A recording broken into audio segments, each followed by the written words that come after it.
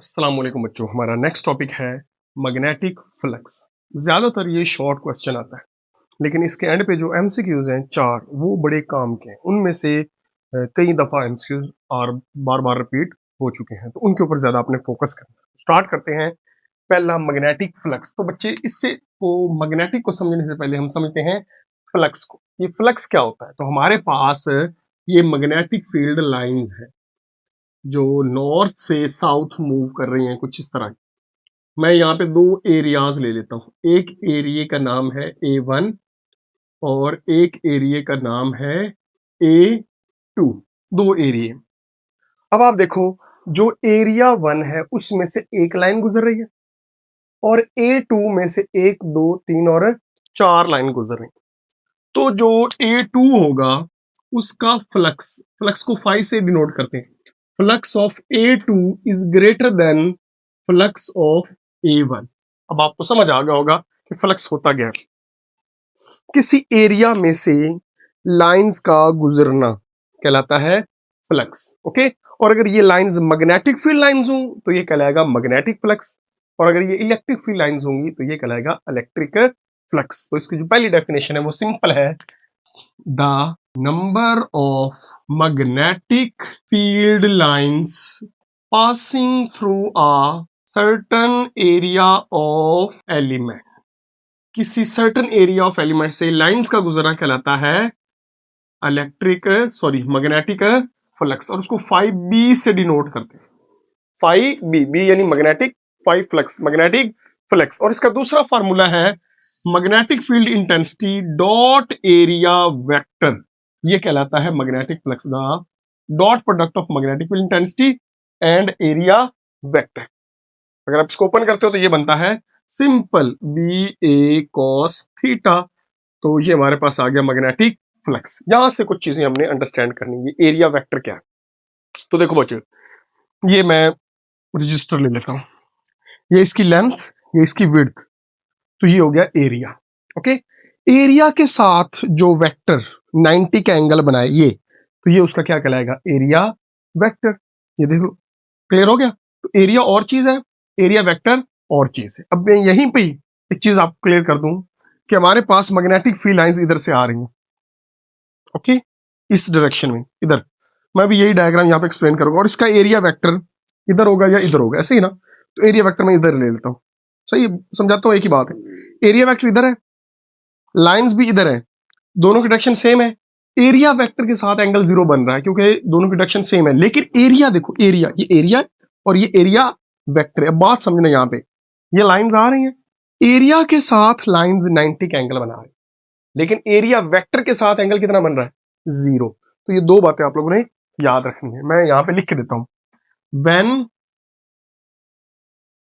Area is perpendicular. ये देखो, ये रजिस्टर था ना, ये एरिया था और ये lines perpendicular. Area is perpendicular and area vector is parallel. यानी एरिया वेक्टर पैरेलल है, एरिया वेक्टर पैरेलल है और एरिया जो है वो परपेंडिकुलर है। तो याद रखना, एंगल हम 0 डिग्री पुट करेंगे क्योंकि एंगल एरिया वेक्टर वाला पुट करना है, वो पैरेलल है। तो एंगल क्या होगा? 0। तो फ्लक्स का फार्मूला बनेगा BA cos 0। cos 0 1 होता है, तो क्या आ गया? BA। इसको बोलते हैं मैक्सिमम फ्लक्स।